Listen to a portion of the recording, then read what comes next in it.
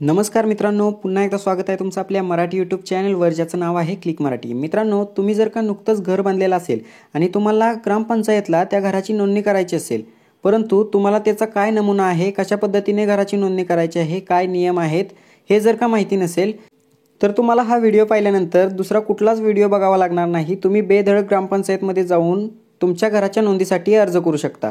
आणि मित्रांनो, जर का तुम्ही लेखी स्वरूपात अर्ज द्यायचा नसेल, तुम्हाला टायपिंगमध्ये डायरेक्टली PDF पाहिजे असेल, तेही कसे डाउनलोड करायचे ते मी या व्हिडिओच्या शेवटी सांगणार आहे। मित्रांनो, व्हिडिओ शेवटपर्यंत बघा आणि आपल्या चॅनलवर जर का नवीन असाल तर चॅनलला सबस्क्राइब करून ठेवा, कारण अशाच प्रकारचे नवनवीन व्हिडिओज आम्ही आपल्यापर्यंत पोहोचवत राहतो। चला मित्रांनो, व्हिडिओ सुरू करूया। अर्जाचा नमुना जो आहे तो अशा पद्धतीचा असणार आहे। हा जो अर्ज आहे तो कशा पद्धतीने लिहायचा आहे तुम्हाला ग्रामपंचायतला देण्यासाठी ते मी तुम्हाला सांगतो। सर्वप्रथम वरती अर्ज लिहायचा आहे, त्यानंतर तिथे दिल्याप्रमाणे दिनांक लिहायचे आहे। त्यानंतर बघा या कोपऱ्यात प्रति लिहायचा आहे। प्रतीच्या खाली माननीय सरपंच / ग्रामसेवक, ग्रामपंचायत तुमचं XYZ गावाचं नाव असेल, तालुका आणि जिल्हा। त्यानंतर विषय लिहायचा आहे।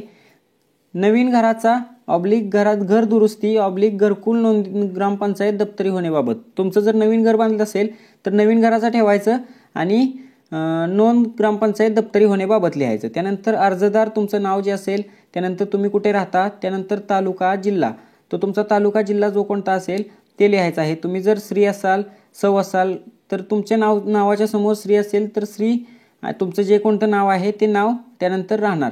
अशा पद्धतीचं लिहिल्यानंतर इथे बघा खाली महोदय, वरील विषयास अनुसरून आपणास विनंती अर्ज करण्यात येतो की मी माझ्या स्वतःच्या मालकीच्या सर्वे नंबर XYZ, तुमचा जो कोणता असेल, मिळकत नंबर कोणता असेल, मध्ये नवीन घर बांधकाम घर दुरुस्ती घरकुल बांधकाम सण जे कोणता असेल मध्ये केलेले आहे। ते रिकाम्या जागा ज्या लिहिलेल्या आहेत तिथे तुमचे जे प्रॉपर जे साल असेल किंवा मिळकत नंबर असेल ते सगळं भरून घ्यायचं आहे।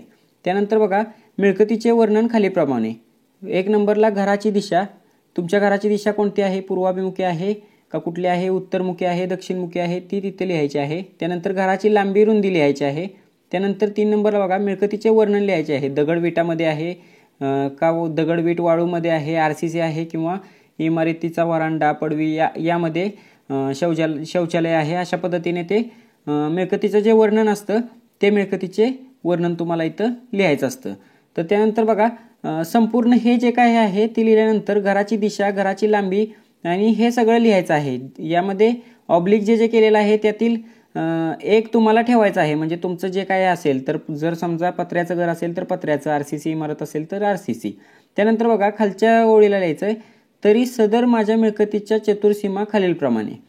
तुम्ही चतुर्सीमा लिहायची आहे। चतुर्सीमा म्हणजे मित्रांनो थोडक्यात सांगतो तर तुमच्या घराच्या पूर्वेला जी व्यक्ती आहे, पाठीमागच्या साईडला, पश्चिमेला, उत्तर दक्षिण चारही दिशांना जी व्यक्ती आहे किंवा रस्ता असेल त्या सगळ्यांची नावं, आणि जर रस्ता असेल तर सही अंगठा घेण्याची काही गरज नाही। पूर्वेला जो माणूस आहे त्याचं नाव, त्यानंतर सही अंगठा, त्याची सही किंवा अंगठा लिहायचा आहे। अशा पद्धतीने ते देखील भरायचं आहे। त्यानंतर बघा मित्रांनो, वरील प्रमाणे सदर मिळकतीचे वर्णन असून सदर नवीन घराची नोंद ग्रामपंचायत दप्तरी करण्यात यावी व गावठाण उतारा मिळावा ही विनंती।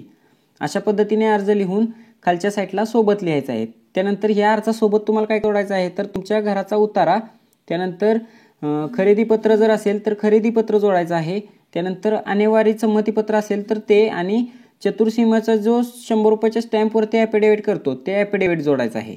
त्यानंतर खालच्या साईडला कोपऱ्यात आपला विश्वासू, आणि त्यानंतर खाली अर्जदाराचे नाव, म्हणजे ज्याच्या नावे अर्ज टाकलेला आहे त्याचं नाव लिहायचं आणि त्याची वरती आपला विश्वासूच्या वरती सही करायची।